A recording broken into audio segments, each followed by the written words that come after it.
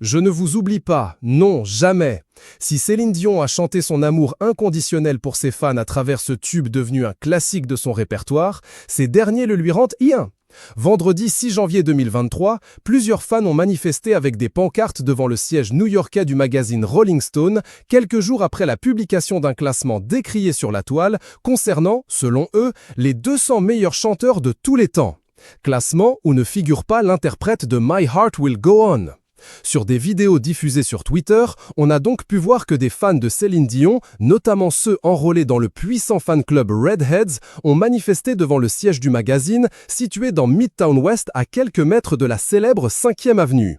The Power of Celine ou Celine is not by herself anymore peut-on lire sur certaines pancartes, en référence à des tubes de la star. Rolling Stone is stoned peut-on également voir, avec un jeu de mots en anglais qualifiant le magazine musical de défoncé par la drogue. Celine Dion fans protesting outside the Rolling Stone offices for leaving her off its 200 best singers list. Happy Friday! pt.tty/bq5unm74g. Ils étaient pas moins d'une cinquantaine sur place et avaient fait le déplacement à New York depuis le Québec. Les Redheads, @SnyderJulie pour @Lassem des 4 Julie, se sont donné rendez-vous aujourd'hui à NYC devant le building des Rolling Stones pour défendre @Céline Dion. C'est possible que vous en entendiez parler. Hashtag Rolling Stone pt.tty/VIAU1Y38AU. Parmi la foule, on a pu noter la présence de l'animatrice québécoise Julie Snyder.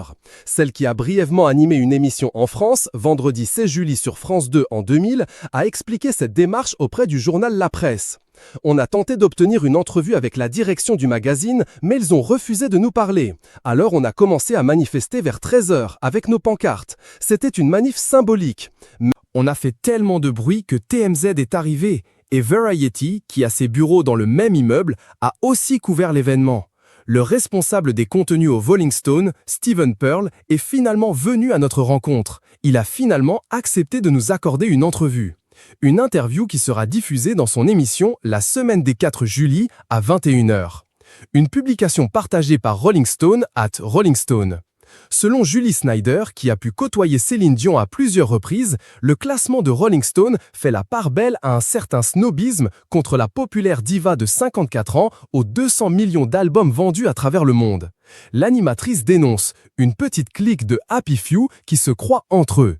Parce que dans un top 200, ça n'a pas de bon sens que Céline ne soit pas là. Je me demande quel artiste a réussi à être aussi populaire qu'elle chez les femmes. Le top 3 du décrié classement du magazine Rolling Stone est composé de Aretha Franklin, Whitney Houston et Sam Cooke.